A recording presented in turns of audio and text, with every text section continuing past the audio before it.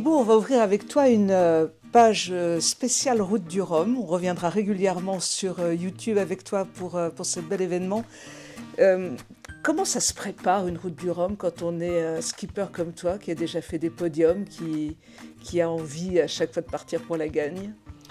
Ça se prépare notamment grâce à l'expérience qu'on a que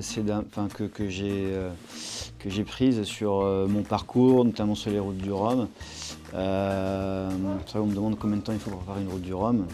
C'est un peu comme le sketch de Fernand Reynaud et savoir combien de temps on remet le fût du canon à refroidir. C'est un certain temps.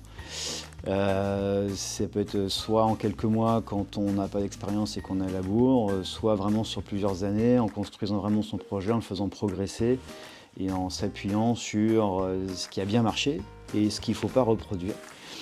En s'entourant aussi pas mal avec ses techniciens, comme Laurent qui est mon pote capitaine, aussi avec la partie terre qui fait la gestion de projet, donc avec Astrid qui me suit depuis qui attaque sa 7e année avec nous, qui maîtrise bien la communication du projet et les relations avec les partenaires. Et on s'est en plus pour cette année, on a renforcé nos rangs avec Myriam Baron qui est venue prendre en main toute la gestion la relation avec les partenaires, donc qui nous aide dans la prospection et dans l'accompagnement des partenaires dans l'aventure. Donc une route du Rhum, ça se prépare en sachant pérenniser le projet, en sachant faire en sorte que tous les partenaires qui nous ont fait confiance puissent vivre pleinement l'aventure par nos outils de communication, par les hospitalités, par les goodies, par les activations qu'on peut faire en interne. Donc tout ça, c'est un gros boulot. Et là, on n'a pas encore parlé vraiment de navigation pure, on n'a pas parlé de préparation physique, de développement technique, de maîtrise de l'engin, parce que notre bateau, c'est un engin avant tout. Il y a beaucoup On est loin de la première édition de la Route du Rhum, 1978. Ouais. Tout ça, c'est bien professionnalisé? C'est assez professionnalisé parce que l'idée était juste fabuleuse, donc ça a attiré beaucoup de monde, ça a attiré le sens de l'aventure, la volonté de performance. Et ça se prépare. C'est ça qui reste tout de même dans cette organisation-là, c'est que d'une part, on voit bien que vous êtes obligé d'être ultra pro, mais l'aventure humaine reste intacte. L'image envoyée auprès du public, c'est quand même une des dernières grandes aventures humaines de notre temps. À chaque fois, ça revient. Chaque fois, ça revient. On a la chance de pouvoir évoluer de pouvoir se projeter, de vibrer par un sport qui engage du technique, de l'engagement, de la performance, mais en y mettant toujours au milieu cette confrontation aux yeux de certains un peu folle d'un bonhomme ou d'une femme qui, avec son bateau, veut traverser l'Atlantique en automne. Ce qui peut être aujourd'hui paraître comme presque commun, mais qui restera toujours une aventure incroyable parce que même si les bateaux évoluent, les technologies évoluent, la communication évolue, la sécurité évolue, ça reste toujours quelque chose de très engagé. Donc on a cette chance de pouvoir garder une part d'aventure dans une volonté de performance. Et cette part d'aventure, vous l'avez en vous, mais en même temps, cet esprit de solidarité qui vous lie les uns aux autres et que vous mettez évidemment en route dès que nécessité fait loi, dès qu'il y en a un d'entre vous qui est en difficulté. Oui, on ne peut que raisonner de façon bivalente, c'est-à-dire, je ne sais pas si c'est le bon terme, mais pour dire qu'il faut être capable d'aller soutenir quelqu'un sans se poser aucune question, de la même manière qu'on souhaiterait que quelqu'un réagisse pour venir nous porter assistance s'il y avait besoin. Donc on ne peut pas se contenter de dire je verrai après, les autres vont aller aider une personne en difficulté, quand soi-même, un jour, on n'est pas à l'abri d'avoir un besoin urgent d'une aide. Et c'est vrai que sur une course comme ça, quand on est tout seul à traverser un océan, la première personne capable de venir vous aider, c'est un de nos concurrents. Donc on est dans cet esprit de solidarité de gens de mer. La préparation de la Route du Rhum, c'est, tu le disais il y a quelques instants, toute une équipe autour de toi, mettre le bateau en situation de compétition, et toi également.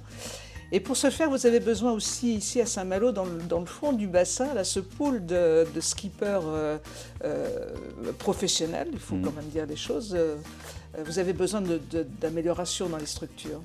Ouais, c'est vrai que Saint-Malo offre un cadre de vie exceptionnel, un plan d'eau vraiment incroyable. Nous, on se régale à naviguer, à s'entraîner, à faire des essais ou à partager le bateau avec nos partenaires et en ce qui nous concerne avec les patients atteints par la sclérose en plaques.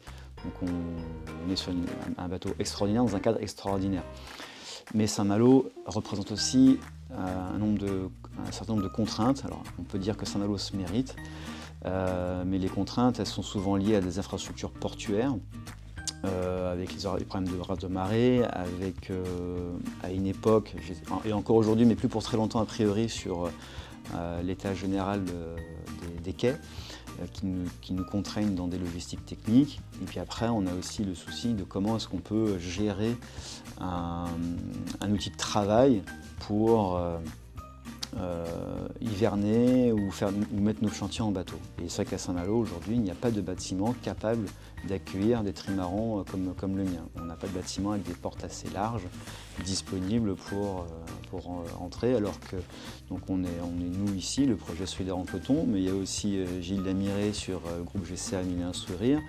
On aurait pu aussi avoir un troisième trimaran de 50 pieds avec Fabrice Caillère, mais le bateau est parti à la Trinité. Mais bon, on a aussi des projets IMOCA avec Louis Burton. On espère pourquoi pas à un moment donné avoir un retour de Maxime Sorel dans les parages. Mais on a aussi une très belle activité sur les classes 40 avec Luc Berry, avec Florian Guéguin, avec Geoffrey Matevaski, excuse-moi si j'ai mal dit son nom, avec maintenant aussi Jules Bonnier. Et on peut encore en citer d'autres. On a aussi un trimaran classe Rome avec Erwan Thibaut-Méry qui arrive à Saint-Malo. Donc là, on voit qu'il y a un vrai dynamisme chez les coureurs, on va dire expérimentés et jeunes. Mais si on veut garder ces dynamiques-là et profiter des très belles compétences techniques qu'on a localement, avec des très beaux prestataires,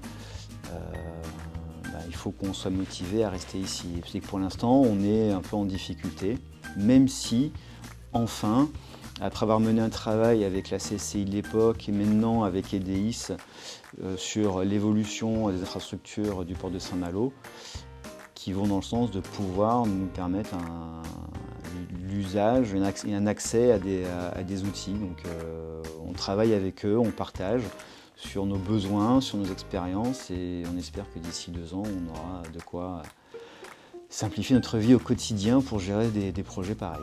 Et de se dire que la route du Rhum, en tout cas que l'univers de la course au large ne doit pas vivre qu'au travers de la route du Rhum tous les 4 ans. Nous, nos projets, ils existent entre 2 routes du Rhum et il faut bien qu'on ait quelque chose pour fonctionner correctement. Avec, on peut ajouter sans doute aussi une très belle image pour la ville de Saint-Malo qui garde son esprit de conquête. Il y a ça, oui exactement, enfin, Saint-Malo a cette image-là aux yeux de beaucoup de personnes, qui soient proches de la mer ou pas, qui aient une sensibilité maritime ou pas. Voilà, c'est la cité des corsaires qui a une très très forte histoire. C'est Saint-Malo, on peut lire Saint-Malo dans les bouquins d'histoire quand on est à l'école. Cette histoire-là, il faut qu'elle soit, faut qu'elle puisse se vivre avec les nouveaux corsaires du XXIe siècle.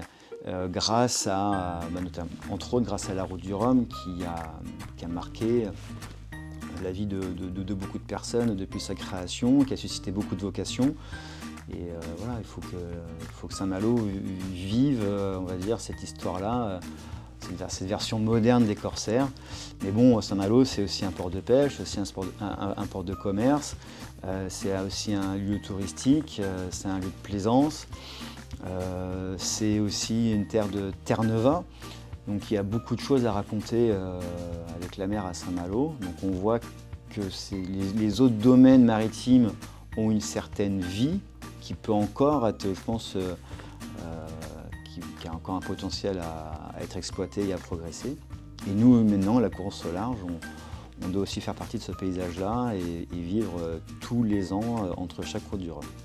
Merci beaucoup Thibaut d'avoir ouvert ce premier épisode, mais il va y en avoir beaucoup d'autres d'ici le départ pour parler de la route du Rhum. Et puis je voulais juste te dire un petit mot de l'ensemble de l'équipe des Malouins dans la course. On est fiers de t'avoir comme parent et tu es un top Malouin dans la course. Merci à vous, à très bientôt. À très bientôt.